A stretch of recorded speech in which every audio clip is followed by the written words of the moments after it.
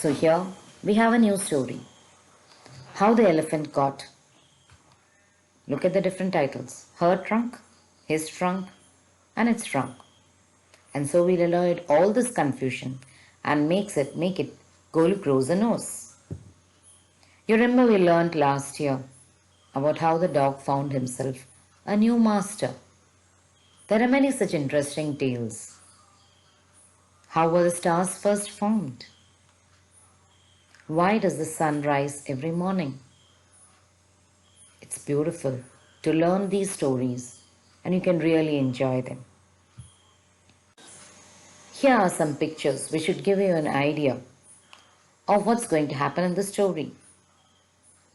You have an elephant, and what's missing there on that side? It doesn't have a trunk. And what do you have on the other side? You have an elephant with a trunk. You can see an elephant asking so many questions. How the zebra got its stripes, how the rabbit got its long ears, how the elephant got its trunk, how the turtle got its shell, how the monkey got its tail. There are so many questions. Let's have questions. It's fun. And this is the final hint about what happened to the elephant's nose. But yes, why should we linger at these questions when we have the answer in the form of a story? And why do the elephants need such huge trunks? See, so many uses, as you can see from all these images. How it's enjoying itself in water, how it gets food, how it scratches its back, how it does eat, drinks, everything. It requires this wonderful nose. So long ago, elephants had no trunks. They had small bulgy noses, which were as big as boots. They could move it from side to side, but they couldn't do anything else with it. And then a baby elephant was born called Golu. Golu also had no trunk. Golu has a characteristic. He is very curious. He keeps asking questions. He goes and asks the baboon, why do melons taste like melons? Why can't they taste like lemons? He goes to the giraffe and asks, why is your skin so spotty? He goes to the ostrich and asks, see, you are a bird, but you don't fly. He asks the hippopotamus, why are your eyes always red? But no one has any answer for his questions, and they say, you're very naughty. You ask such questions for which there are no answers. Golu got a new question. What does a crocodile eat for dinner? So the miner said, don't ask me, go and ask the crocodile. So where do I get a crocodile from? Go to the grassy Limpopo river, there you can meet a crocodile, said the miner. And so Golu decided to go meet a crocodile and ask his question. It's a long journey and actually he requires a lot of food. So he took all the food he requires. Just a few hundred sugar canes, 50 dozen bananas, 25 melons. And he started on his journey. He met a python. He asked the python, have you ever seen a crocodile? What does he look like? What does he have for dinner? The python is very well mannered. It uncoiled itself from the branch of the tree, but it said nothing.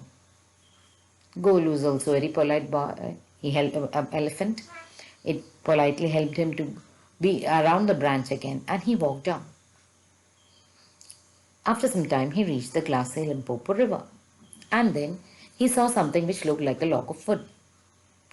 It was actually the crocodile who winked at him. And he asked, have you ever seen a crocodile? Then crocodile says, come here, why do you ask such questions? Golu says, I want to know. Then the crocodile says, okay, I am a crocodile. And then he sheds crocodile tears. Why does he shed crocodile tears? To show that he is a crocodile. What are crocodile tears? Crocodile tears are false tears. Then Golu is very happy at having met a crocodile and he says, see, I was just searching for you. I want to know what you have for dinner. The crocodile says, come here, come closer. I'll whisper the answer in your ear. Went towards the crocodile and what did crocodile do? The crocodile caught his nose and started pulling him. And he said, I think I'll have a baby elephant for my dinner tonight. Poor Golu was very sad. It was hurting him. He said, please let me go. Please let me go, Mr. Crocodile. Now the python knew something like this would happen. So he had been following him. He coiled himself around Golu and started pulling Golu towards the shore. So it was like a tug of war. Crocodile is pulling him into that side, and the elephant and the python are pulling to this side. This continued, and at last was safe. But now there was an issue. The nose was now 5 feet long. Golu sat down with his nose wrapped up in a great banana leaf, and he hung it in the water to cool. And the python was supporting him, saying, "Don't worry, such things happen to curious people, no problem." Golu sat there for 2 days, hoping that his nose would cool down and shrink. After 2 days, it cooled down, but it did not. And as he was sitting, a fly came and sat on his back. And unconsciously, he just put his nose back and hit it with the nose. The insect died. And the python said, "That's advantage number one. You couldn't have done this with your old nose." Then he said, "You eat something. You haven't been eating for anything for 2 days." So Golu stretched out his nose and he ate some food. Again, python said, "See, you couldn't have done this with your old nose. You couldn't have used it to collect food. Now, don't you think the sun is too hot?" He took some mud and water and put it on his body so that he cools down. And then the python says, "That's advantage number three. You couldn't have done it with a small nose." So Golu realizes that the python has comforted him, and he says, "I'll remember all this. I'll go back to my family and I'll tell them everything about this." In some stories, it is said that when he went back home, all asked him about this wonderful nose, and all of them made trips to the crocodile so that their noses would grow longer. Okay, now here we have some questions and their answers. Please pause here and complete your classwork.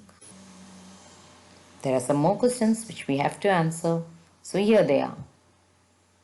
This is a very interesting story, and as I told you, interesting stories. You have 12 stories in the book, Just So Stories by Rudyard Kipling. One of them is How the Tiger Got Its Stripes. Apart from that, in many other places you can find many other sources you can get wonderful stories like this. So select a similar story which tells you something interesting, write it in a note, and the next class we can have you reading it out so that all can enjoy it. Let's have a great time learning about the origin of many more stories, many more things in this world. Have a great time, children. Bye.